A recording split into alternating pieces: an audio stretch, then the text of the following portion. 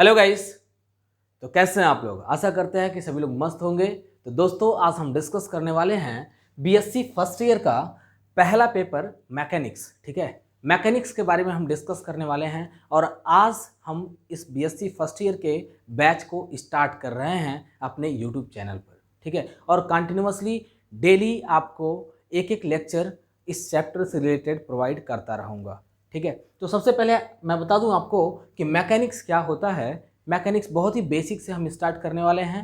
तो मैकेनिक्स क्या है? It is a branch of physics which deals with the study of rest and motion. ठीक है, simply कह सकते हो कि वह ब्रांच ऑफ फिजिक्स जिसमें हम रेस्ट और मोशन के बारे में पढ़ने वाले हैं उसे बोलते हैं मैकेनिक्स। ठीक है, मैकेनिक्स में भी अभी हम जो पढ़ने वाले हैं, हम क्लासिकल मैकेनिक्स के बारे में पढ़ने वाले हैं और आगे चल के आप एक और मैकेनिक्स का पार्ट पढ़ेंगे जिनको क्वांटम मैकेनिक्स कहते हैं। ठीक है, तो जो क्लासिकल मैकेनिक्स है, क्लासिकल मैकेनिक्स में हम मैक्रोस्कोपिक पार्टिकल्स के बारे में स्टडी करेंगे और क्वांटम मैकेनिक्स में हम माइक्रोस्कोपिक पार्टिकल के मैकेनिक्स या कह सकते हो मोशन के प्रॉपर्टी के बारे में हम डिस्कस करते हैं। ठीक है, तो सबसे पहले देखो, आज हम स्टार्ट करने वाले हैं चैप्टर फर्स्ट न्यूटोनियन मैकेनिक्स। और न्यूटोनियन मैकेनिक्स में अगर आप इसको बहुत ही बेहतर अगर समझना चाहते हैं तो इसके लिए 11th का जो चैप्टर है force and Newton's law of motion वो जानना बहुत ही ज़रूरी है, क्योंकि उसी से कोरिलेट करके ये चैप्टर है। ठीक है, तो चलिए स्टार्ट करते हैं हम फ्रेम ऑफ रेफरेंस से। बड़ा ही बेसिक है frame of reference. Frame of reference देखिए, समझते हैं कि फ्रेम ऑफ रेफरेंस होता क्या है। इसका एक्चुअल डेफिनेशन बताने से पहले, जो कि यहाँ पे लिखा हुआ है, इसका एक्चुअल डेफिनेशन बताने से पहले मैं एक छोटे से एग्जाम्पल से आपको समझाना चाहूँगा कि फ्रेम ऑफ रेफरेंस क्या होता है या इसका एवरीडे लाइफ में क्या यूज़ है या कैसे हम फ्रेम ऑफ रेफरेंस को कंसीडर कर पाते हैं। जनरली जो फ्रेम ऑफ रेफरेंस है, फ्रेम ऑफ रेफरेंस कोऑर्डिनेट का बना हुआ एक एक्सिस होता है, या कह सकते हो तीनों एक्सिस का बना हुआ एक फॉर्म होता है, जिसमें एक्स एक्सिस होगा, वाई एक्सिस होगा और जेड एक्सिस होगा। यानी कि तीनों ही एक्सिस होंगे। एक हो गया एक्स एक्सिस, दूसरा हो गया वाई एक्सिस और तीसरा क्या हो गया? Z axis. और यह किसी भी ऑब्जेक्ट के पोजीशन को डिफाइन करता है कि अगर कोई बॉडी रेस्ट में है तो भी बताएगा कि वो बॉडी रेस्ट में है। बॉडी मोशन कर रही है तो फ्रेम ऑफ रेफरेंस के अकॉर्डिंग हम समझ सकते हैं कि बॉडी मोशन कर रही है। मोशन में भी यूनिफॉर्म मोशन कर रही है या फिर नॉन यूनिफॉर्म मोशन कर रही है। ये सारी की सारी चीज़ें हम कंसिडर कर पाते हैं कैसे? फ्रेम ऑफ रेफरेंस से। ठीक है, अब जैसे देखना, सपोज कर लो कि एक बस है और इस बस में बहुत सारे लोग सफ़र कर रहे हैं। ठीक है, एक बस है और इस बस में बहुत सारे लोग सफ़र कर रहे हैं और इस बस की जो स्पीड है, सपोज करिए कि 10 मीटर पर सेकंड की स्पीड से बस आगे की तरफ मूव करती हुई जा रही है। इसमें कई सारे लोग ऐसे खड़े हैं, कई सारे बच्चे हैं। सपोज कर लो कि यहाँ पे हम देख रहे हैं, एक को ए मान लिया, दूसरा बी, तीसरा सी, चौथा डी हो गया। बाहर यहाँ पे एक और पर्सन बैठा हुआ है जो कि रेस्ट में है, या ऐसे कह सकते हो ऐसे खड़ा है, रेस्ट में है। इसको हमने मान लिया पी मान लिया। एक पर्सन है जो साइकिल से मूव करते हुए जा रहा है। जैसे सपोज कर लो साइकिल है, ड्राइंग उतनी अच्छी नहीं है हमारी, तो यहाँ पे सपोज करिए कि साइकिल है। इस साइकिल पे बैठ करके मतलब साइकिल चला रहा है, साइकिल चलाते हुए जा रहा है एक पर्सन। ठीक है, तो अगर हम पूछें, अगर हम बी से पूछते हैं कि बताओ ए रेस्ट में है या मोशन में है। ठीक है, अगर हम बी से पूछें कि ए रेस्ट में है या मोशन में है तो बी क्या कहेगा कि ए रुका हुआ है, ए रेस्ट में है। ठीक है, बस में अगर मान लीजिए 10 लोग बैठे हुए हैं तो उन 10 लोगों में से अगर आप किसी भी एक से दूसरे के बारे में पूछते हो कि ये बंदा मूव कर रहा है कि नहीं कर रहा है, तो उसका सिंपल सा आंसर होगा कि नहीं, ये तो रेस्ट में है, ये तो बैठा हुआ है।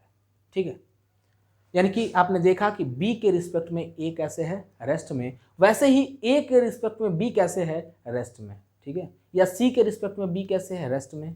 और बी के रिस्पेक्ट में डी भी कैसे है? रेस्ट में। यानी कि यहाँ पर जितने भी लोग हैं सभी बैठे हुए हैं, तो सभी एक दूसरे के रिस्पेक्ट में रेस्ट में है, ऐसा ये लोग कहते हैं। ठीक है ना, ऐसा ये ए बी सी डी कहते हैं कि हम चारों लोग एक दूसरे के रिस्पेक्ट में रेस्ट में हैं।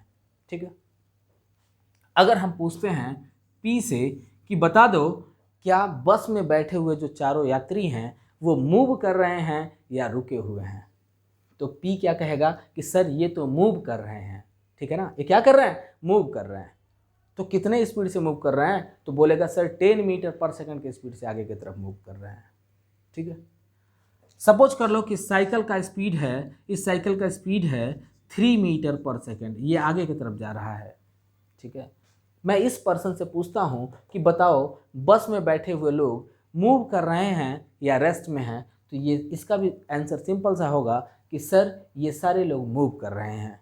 लेकिन अगर मैं इससे पूछता हूँ कि इन लोगों का स्पीड कितना है, तो ये बोलेगा कि सर 7 मीटर पर सेकंड है, क्योंकि 3 मीटर पर सेकंड तो इसका खुद का स्पीड है और 10 मीटर पर सेकंड बस का स्पीड है। तो बस के स्पीड में को माइनस कर देंगे हम 3 से, ठीक है, तो हमें कितना मिल जाएगा, 7 मीटर पर सेकंड मिल जाएगा। बस के स्पीड से हम किसको माइनस कर देंगे, 3 को मिल जाएगा 7 मीटर पर सेकंड। तो ये क्या कहेगा, जो साइकिल चला रहा है ये बच्चा कहेगा कि इसमें बैठे हुए सभी लोग 7 मीटर पर सेकंड से आगे जा रहे हैं। आपने देखा कि सिर्फ एक ही पार्टिकुलर पर्सन के लिए देखा जाए, सिर्फ ए के लिए देखा जाए, तो अगर 10 लोगों से पूछा गया तो 10 तरह की बातें बता रहे हैं। कोई कह रहा है कि रुका हुआ है, कोई कह रहा है कि मोशन में है, कोई कह रहा है इसका स्पीड 10 मीटर पर सेकंड है, कोई कह रहा है इसका स्पीड 3 मीटर पर सेकंड है। तो अलग अलग लोगों का कंसिडरेशन क्या सभी सही हो सकता है? सोचने वाली बात है कि क्या ये सभी लोग सत्य कह रहे हैं या गलत। अरे होगा तो एक ही, या तो रेस्ट में या तो मोशन में। लेकिन हम कहते हैं, फिजिक्स कहती है कि सभी लोग सही कह रहे हैं।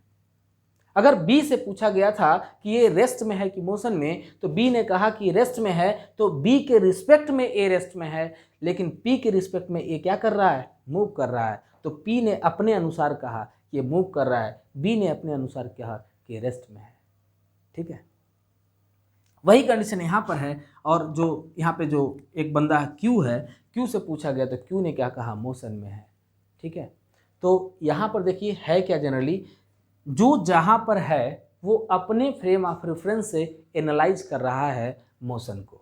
ठीक है ना, जो जहाँ पर है वो अपने फ्रेम ऑफ रेफरेंस से क्या एनालाइज कर रहा है, मोशन को, कि मोशन हो रहा है या मोशन नहीं हो रहा है। ठीक है, तो हम अगर देखें कि इस ए के बारे में जितनी बातें कही गई थी ये सारी बातें सही हैं, तो सही सिर्फ एक कंडीशन में हो सकती हैं, जब हम फ्रेम ऑफ रेफरेंस को कंसीडर करेंगे। ठीक है, हम जब क्या कंसीडर करेंगे, फ्रेम ऑफ रेफरेंस को कंसीडर करेंगे, तो यही कार्टेशियन फॉर्म जो एक्स एक्सिस, वाई एक्सिस और जेड एक्सिस तीनों को मिला करके जो कार्टेशियन फॉर्म बनाया गया है, जो किसी भी ऑब्जेक्ट के पोजीशन को डिफाइन करता है, इसे हम बोलते हैं फ्रेम ऑफ रेफरेंस। ठीक है, तो देखिए यहाँ पे इसका डेफिनेशन, एक्चुअल डेफिनेशन लिखा हुआ है। आप हमारे साथ साथ नोट्स भी बनाते रहें, ज़्यादा बेहतर होगा। लिखा है a system of coordinate axis which are required to define the position of an object or an event is called frame of reference. अभी जस्ट हमने आपको यही बताया कि वह फ्रेम ऑफ रेफरेंस क्या होता है, एक कार्टेशियन फॉर्म होता है, या कह सकते हैं एक्स, वाई और जेड तीनों एक्सिस का एक कंबाइंड। एक्चुअली हुआ क्या कि मैं पढ़ा रहा था और मेरे को लगा कि फ़ोन में पूरा वीडियो रिकॉर्ड हो रहा है, और हमने काफ़ी हद तक पढ़ा दिया, इस चैप्टर को पूरा ख़त्म कर दिया। मतलब चैप्टर नहीं, जो ये टॉपिक है इससे रिलेटेड 2-3 टॉपिक को, मतलब न्यूटन्स लॉ को पूरा हमने ख़त्म करा दिया। और फिर जब जाकर के देखा तो वीडियो रिकॉर्ड ही नहीं हुआ था, कुछ ही पोर्शन रिकॉर्ड हो पाया था। ठीक है, तो अभी मैं बताता हूँ आपको। इसके बाद से फिर से मैं बता रहा हूँ, मैंने बताया था फ्रेम ऑफ रेफरेंस के बारे में हमने कुछ चीज़ें बताया था कि फ्रेम ऑफ रेफरेंस क्या होता है, कि एक कार्टेशियन फॉर्म होता है, और एक Cartesian form X axis, Y axis और जेड एक्सिस तीनों का कंबाइंड फॉर्म होता है, जो किसी भी बॉडी के इवेंट या कह सकते हो उसके पोजीशन को एक्सप्लेन करता है। ठीक है, अब देखना जरा इसको, जो फ्रेम ऑफ रेफरेंस है, frame of reference generally 2 type का होता है। ठीक है ना, फ्रेम ऑफ रेफरेंस कितने टाइप का होता है बच्चों, 2 टाइप का होता है फ्रेम ऑफ रेफरेंस। पहला होता है इनर्शियल फ्रेम ऑफ रेफरेंस। पहला क्या होता है, inertial frame of reference, okay. और दूसरा होता है non inertial frame of reference, non inertial frame of reference. ठीक है, तो देखो इनर्शियल फ्रेम ऑफ रेफरेंस क्या होता है, पहले इसको डिस्कस करते हैं, और साथ साथ नॉन इनर्शियल को भी हम डिस्कस करते हुए चलेंगे कि non inertial frame of reference क्या होता है। ठीक है, तो सबसे पहले देखना जरा कि इनर्शियल फ्रेम ऑफ रेफरेंस क्या होगा, इस चीज़ को हम यहाँ पे एक्सप्लेन करते हैं। देखिएगा, इसके नेम से एक चीज़ क्लियर हो रहा है कि जो इनर्शियल फ्रेम ऑफ रेफरेंस होगी वो लॉ ऑफ मोशन को फॉलो करेगी। ठीक है ना, जो इनर्शियल फ्रेम ऑफ रेफरेंस होगी किसको फॉलो करेगी, लॉ ऑफ मोशन को। क्योंकि इसके नेम से देखो इनर्शियल, लॉ ऑफ इनर्शिया, आप जानते हैं न्यूटन के फर्स्ट लॉ को हम बोलते हैं लॉ ऑफ इनर्शिया, ठीक है। न्यूटन के फर्स्ट लॉ को हम क्या बोलते हैं, लॉ ऑफ इनर्शिया कहते हैं। इनर्शिया क्या होता है, किसी बॉडी की वह टेंडेंसी, या सिंपली कह सकते हैं कि कोई बॉडी अपने पोजीशन को चेंज नहीं कर सकता है, ऐसी टेंडेंसी होती है उसकी, यानी कि अगर बॉडी रेस्ट में है तो रेस्ट में ही रहेगी, मोशन में है तो कंटिन्यूसली मोशन ही करती रहेगी इन अ पार्टिकुलर डायरेक्शन, ठीक है। अपने डायरेक्शन को भी चेंज नहीं कर सकता है, ऐसा उसकी प्रॉपर्टी होती है, वो चाहता नहीं है कि हम डायरेक्शन को चेंज करें, ठीक है। उसी फेनोमेना को हम बोलते हैं इनर्शिया। तो देखो generally inertial frame of reference क्या होता है, वह फ्रेम ऑफ रेफरेंस विच ओबे न्यूटन्स लॉज ऑफ मोशन, ठीक है ना। तो यहाँ आप लिख सकते हो क्या, it obeys Newton's laws of motion, Newton's laws of motion. दूसरा देखिएगा, अगर हम इसमें नॉन इनर्शियल फ्रेम की अगर हम बात करें तो नॉन इनर्शियल नेम से क्लियर है, नॉन इनर्शियल का सेंस यह हुआ कि ये न्यूटन्स लॉ ऑफ मोशन को फॉलो नहीं करेगा, ठीक है ना। तो ये न्यूटन्स लॉ ऑफ मोशन को फॉलो नहीं करता, तो लिख सकते हो it does not obey Newton's laws of motion, ठीक है ना, it does not obey Newton's laws of motion. Okay, अब देखते हैं दूसरा, देखो क्या है जो इनर्शियल फ्रेम ऑफ रेफरेंस है। देखिएगा इसकी एक कैरेक्टरिस्टिक होती है, सपोज कर लो कि कोई फ्रेम ऑफ रेफरेंस है, ये फ्रेम ऑफ रेफरेंस मूव कर रही है विथ कांस्टेंट वेलोसिटी या फिर रेस्ट में है। सपोज कर लो इसका स्पीड 0 है, मैं हूँ, मेरा फ्रेम ऑफ रेफरेंस, मैं जहाँ पे खड़ा हूँ ये हमारा फ्रेम ऑफ रेफरेंस है, मैं यहाँ पर चुपचाप ऐसे खड़ा हूँ, मैं यहाँ से मोशन नहीं कर रहा हूँ, ठीक है। यदि मैं मोशन नहीं करूँगा तो मेरी स्पीड 0 होगी, या कह सकते हो मेरी वेलोसिटी कितनी होगी, 0 होगी। तो कह सकते हो कि जो मेरा फ्रेम ऑफ रेफरेंस है वो एक इनर्शियल फ्रेम ऑफ रेफरेंस है, ठीक है। तो इनर्शियल फ्रेम ऑफ रेफरेंस में जो फ्रेम ऑफ रेफरेंस है इसका स्पीड 0 हो सकता है, या फिर अगर कांस्टेंट स्पीड से अगर हम मूव करना शुरू कर दें, यानी कि कांस्टेंट वेलोसिटी से मूव करना शुरू कर दें, तो कह सकते हैं कि हम इनर्शियल फ्रेम में हैं, ठीक है। तो इनर्शियल फ्रेम ऑफ रेफरेंस का मतलब क्या होता है कि वह फ्रेम ऑफ रेफरेंस जिसका स्पीड 0 हो या फिर वो कांस्टेंट स्पीड से मूव कर रही हो, तो उस बॉडी के फ्रेम ऑफ रेफरेंस को हम बोलते हैं इनर्शियल फ्रेम ऑफ रेफरेंस। यानी कि इनर्शियल फ्रेम ऑफ रेफरेंस हम जानते हैं u 0 हो सकता है, या फिर कह सकते हो इस u की वैल्यू कांस्टेंट हो सकती है, यानी कि जो वेलोसिटी है, वेलोसिटी क्या हो सकती है, कांस्टेंट हो सकती है। और इसमें देखते हैं जो नॉन इनर्शियल फ्रेम है, इसमें स्पीड 0 नहीं होगा, क्योंकि अगर स्पीड 0 हो गया तो ऑलरेडी ये इनर्शियल फ्रेम ऑफ रेफरेंस बन जाएगा, ठीक है। तो इसका स्पीड 0 नहीं होगा और कांस्टेंट भी नहीं होगा, मतलब इसका स्पीड कैसा होगा, वेरिएबल होगा। तो इट हैज़ वेरिएबल स्पीड, ठीक है ना, इट हैज़ वेरिएबल स्पीड, ठीक है। नेक्स्ट तीसरा देखते हैं, जो इनर्शियल फ्रेम ऑफ रेफरेंस होता है, इनर्शियल फ्रेम ऑफ रेफरेंस को हम एक और नाम से जानते हैं non accelerated frame of reference. क्या बोलते हैं इसको, non accelerated frame of reference, यानी कि यहाँ पर जो बॉडी का एक्सेलरेशन होगा वो 0 होगा, ठीक है।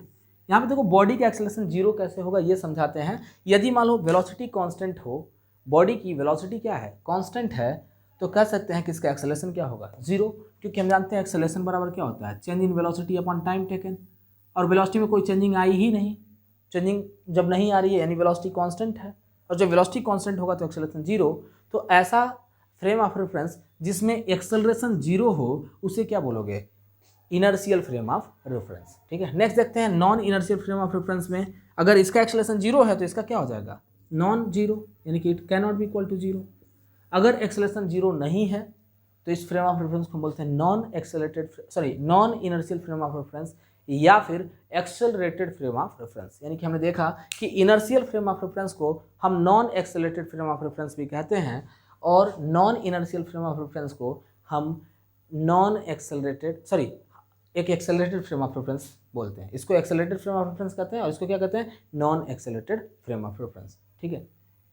तो लगभग आपको समझ में आ गया होगा कि फ्रेम ऑफ रेफरेंस क्या होता है। तब तक आप इसे नोट करें, फिर हम आगे बढ़ते हैं। वीडियो को पॉज करके इसको नोट कर लो, फिर रब करता हूँ मैं और बढ़ते हैं हम अपने अगले टॉपिक की ओर।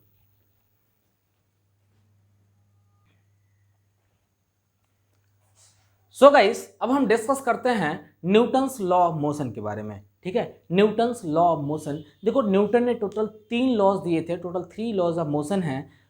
पहला लॉ ऑफ मोशन को ही हम लोग लॉ ऑफ इनर्शिया भी बोलते हैं, ठीक है। न्यूटन के फर्स्ट लॉ को हम लोग क्या बोलते हैं, लॉ ऑफ इनर्शिया कहते हैं। न्यूटन ने अपने फर्स्ट लॉ में बताया था कि अगर कोई बॉडी रेस्ट में है तो रेस्ट में ही रहेगी, मोशन में है तो मोशन ही करती रहेगी, जब तक उस पर कोई एक्सटर्नल अनबैलेंस्ड फोर्स अप्लाई न किया जाए।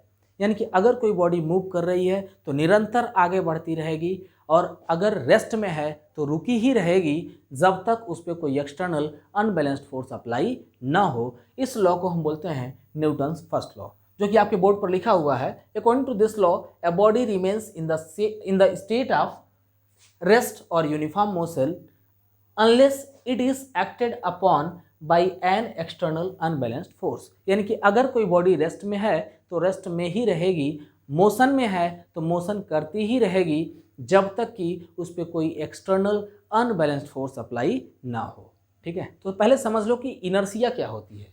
इनर्शिया क्या होती है, देखिए यहाँ पे लिखा हुआ है the tendency of a body which opposes the change in motion, ठीक है। मोशन में जितनी भी चेंजिंग आती है, मोशन में जितनी भी चेंजिंग आती है, इसका मतलब क्या है, जैसे मान लो मैं रुका हुआ हूँ, रेस्ट में हूँ, मैं अचानक से मूव करना शुरू कर दिया, ठीक है, तो मेरे मोशन में चेंजिंग आई, तो यानी कि वहाँ पर कुछ इनर्शिया होगा, और इनर्शिया हमारे चेंज का अपोज करेगा। वो नहीं चाहेगा कि मैं रेस्ट में हूँ तो आगे बढ़ूँ, चाहे मोशन में जाऊँ, ठीक है। दूसरी चीज़, अगर मान लो मेरी बॉडी मूव करती हुई जा रही है, मैं कंटिन्यूसली मूव करते हुए जा रहा हूँ, जैसे मैं बस में बैठा हूँ और कंटिन्यूसली मूव करते हुए जा रहा हूँ, तो मेरी इनर्शिया मोशन को सपोर्ट करना शुरू कर देगी। यानी हमारी इनर्शिया मोशन में होगी, तो हमारी इनर्शिया नहीं चाहेगी कि हमारी स्पीड चेंज हो या फिर मैं रेस्ट में आ जाऊँ, ठीक है, या फिर मेरा डायरेक्शन चेंज हो। यानी हम कंटिन्यूसली आगे की तरफ बढ़ते चले जाएंगे। तो आपने देखा कि इनर्शिया जो होता है वो किसी भी तरह के चेंजेस का अपोज करता है in the case of motion, ठीक है। इनर्शिया लगभग समझ गए होंगे कि इनर्शिया क्या है, कि किसी भी बॉडी की वह टेंडेंसी जो मोशन में किसी भी प्रकार के चेंज का अपोज करता है, that characteristic is known as inertia, ठीक है। तो न्यूटन का पहला लॉ समझ गए होंगे आप। अभी मैं थोड़ी देर के बाद में इस न्यूटन के फर्स्ट लॉ को डिराइव भी करा दूंगा। इससे पहले हम क्या करते हैं, आज तीनों लॉ को डिस्कस कर लेते हैं कि न्यूटन का पहला लॉ क्या कहता है, दूसरा लॉ क्या कहता है और तीसरा लॉ क्या कहता है। तीनों लॉ को मैं यहाँ पर डिस्कस करा दूंगा, ठीक है। तो आइए देखते हैं न्यूटन का सेकंड लॉ क्या कहता है। Second law, the rate of change in momentum, the rate of change in momentum will be directly proportional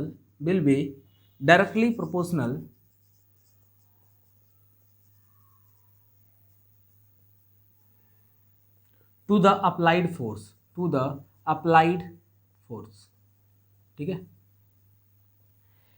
इसका मतलब क्या है कि किसी भी बॉडी पर हम जितना फोर्स लगाएंगे उसके मोमेंटम में उतनी ही ज़्यादा चेंजिंग आएगी, ठीक है। जैसे सपोज कर लो कि ये मार्कर है, इस मार्कर को अगर मैं हल्के से फोर्स लगा के फेंकता हूँ, ठीक है, मैंने थोड़ा सा फोर्स लगाया तो ये मार्कर हमारे पास ही गिर जाएगा, ठीक है। हमने थोड़ा और फोर्स लगाया, थोड़ा और दूर जाके गिरेगा। हमने बहुत तेज फोर्स लगाया, बहुत दूर जाके गिरेगा, ठीक है। इसका मतलब क्या हुआ कि जब हम फोर्स लगा रहे हैं इस पर, जब हमने कम फोर्स लगाया था तो इसमें कम मोमेंटम आया, यानी इसके मोमेंटम में चेंजिंग कम हुई। जब हमने ज़्यादा फोर्स लगाया तो मोमेंटम में चेंजिंग ज़्यादा हुई। तो इसलिए हम कहते हैं क्या कि the rate of change in momentum will be directly proportional to the applied force. यानी हम किसी भी बॉडी पर जितना फोर्स लगाएंगे उसी के अनुसार उसके मोमेंटम में चेंजिंग आएगी। मतलब दोनों ही एक दूसरे के डायरेक्टली प्रोपोर्शनल होते हैं, ठीक है। दोनों ही एक दूसरे के डायरेक्टली प्रोपोर्शनल होते हैं। यानी कि कह सकते हो क्या, 10 मैथमेटिकली आप क्या लिख सकते हैं, delta P upon delta T will be directly proportional to the applied force,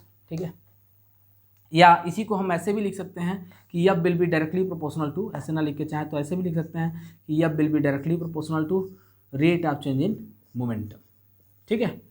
यहाँ पर देखिए जब प्रोपोर्शनलिटी रिमूव होगी तो प्रोपोर्शनलिटी कांस्टेंट के आ गया। इस के की वैल्यू इन एएसआई सिस्टम 1 होती है, ठीक है ना। इस के की वैल्यू कितनी होती है, 1 होती है। इसलिए इस के को लिखने की ज़रूरत नहीं है, सिंपली हम लिख सकते हैं यब will be equals to delta M V upon delta T. ध्यान से देखना ज़रा, मास हमारा कांस्टेंट है, मास बाहर निकल जाएगा, यानी कि फोर्स इज इक्वल्स टू मिलेगा आपको small M delta V upon delta T. और इसको क्या बोलते हैं हम, एक्सेलरेशन कहते हैं। इसको क्या बोलते हैं, एक्सेलरेशन। तो कह सकते हो मास इंटू एक्सेलरेशन, यानी फोर्स बराबर क्या मिल गया, मास इंटू एक्सेलरेशन। ठीक है, यहाँ पे हमें क्या मिल गया, force is equals to mass into acceleration. ठीक है, so this is the equation of Newton second law. ठीक है, न्यूटन ने अपना जो सेकंड लॉ दिया था कि किसी भी बॉडी पे हम जितना फोर्स लगाएंगे उसके मोमेंटम में उतनी ही ज़्यादा चेंजिंग आएगी, मतलब दोनों ही एक दूसरे के प्रोपोर्शनल होते हैं। और इसका टोटल सॉल्व करने पे हमें वैल्यू मिला F is equals to mass into acceleration. ठीक है, तब तक नोट कर लीजिए, इसको वीडियो को पॉज करके नोट कर लीजिए। अब हम थर्ड लॉ को यहाँ पे डिस्कस करने जा रहे हैं कि थर्ड लॉ क्या कहता है, न्यूटन का थर्ड लॉ क्या है।